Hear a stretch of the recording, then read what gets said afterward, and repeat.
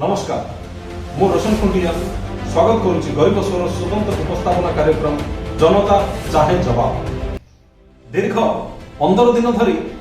भारत तथा समग्र विश्व में गोटे स्वर गुंजरित होबार लगी नुपुर शर्मा। किए से नुपुर शर्मा? नुपुर शर्मा कौन रही से विवादीय मंतव्य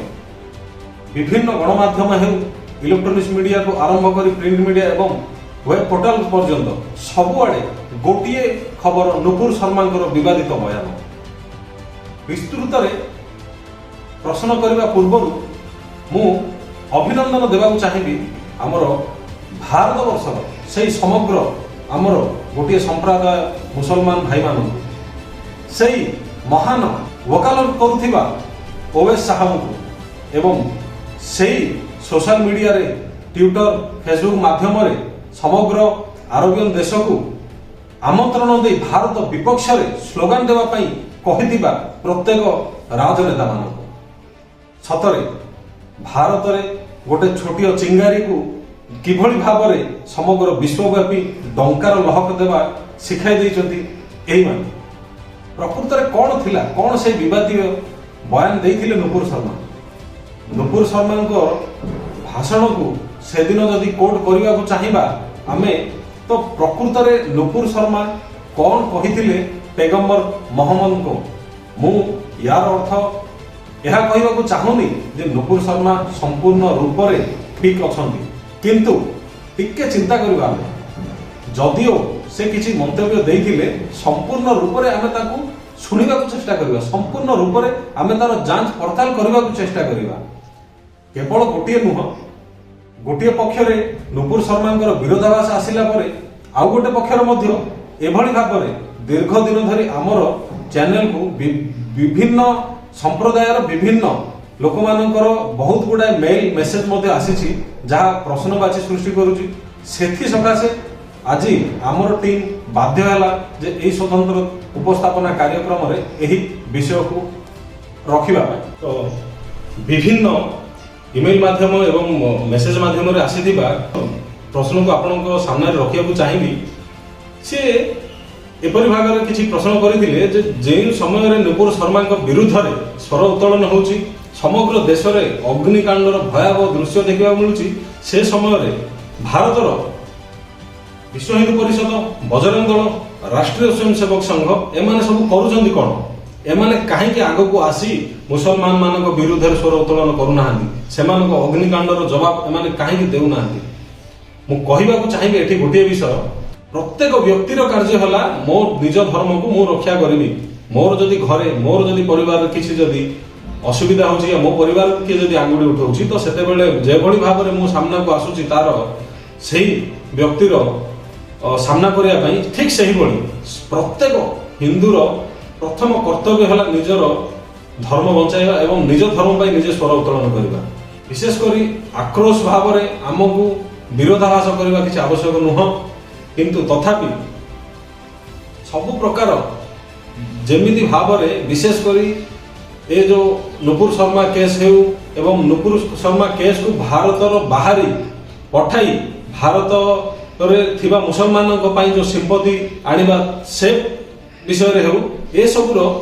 मूलत्व को जदि आमे जीवा चेष्टा करबा सेते बेले आमे गोटे जिंस पाइबा जे प्रकृति में नुपुर शर्मा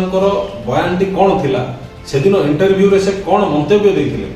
आपण जदि ठीक भाव में नुपुर शर्मा इंटरव्यू टी सुनिया को चेष्टा करिवे ताहले निश्चय बुझी पारिबे नुपुर शर्मा इंटरव्यू रे से बारंबार खंडन करथिले सही मुसलमान भाई को जी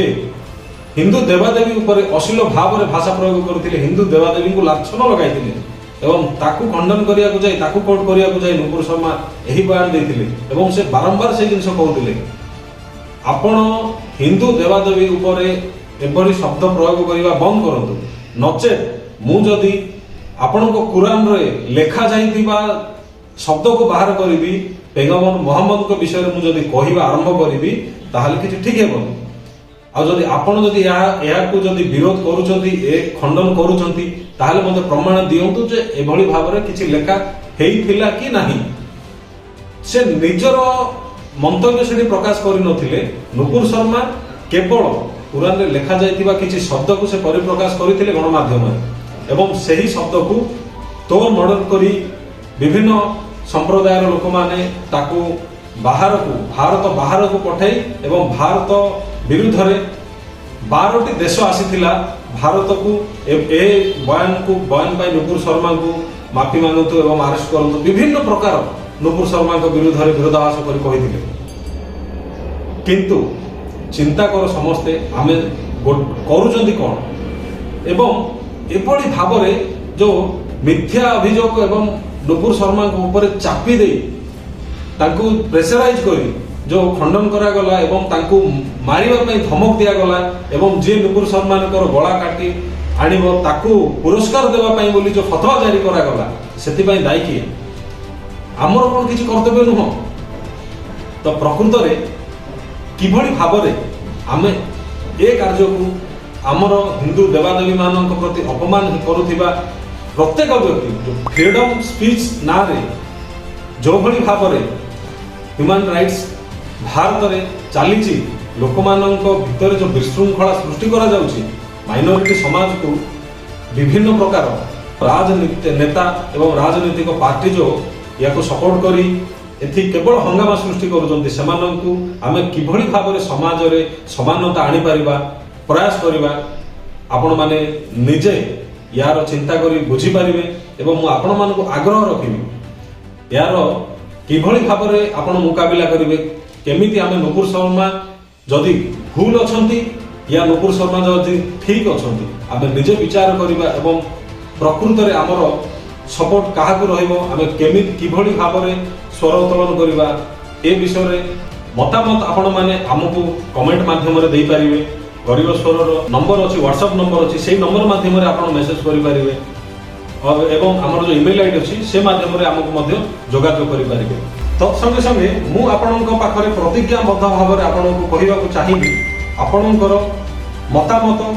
ତାହା ରହିବ ଜନତାଙ୍କ ପାଇଁ ସ୍ୱର। ତ ଆପଣମାନେ ଦେଇଥିବା ବାର୍ତ୍ତା ଏବଂ ଆପଣଙ୍କର ସଜେସନଟି ଆମେ ଆପଣଙ୍କ ନାଁ ସହିତ ଆମର ଦର୍ଶକମାନଙ୍କ ସାମ୍ନାରେ ରଖିବାକୁ ଚେଷ୍ଟା କରିବୁ। ଆଜି ପାଇଁ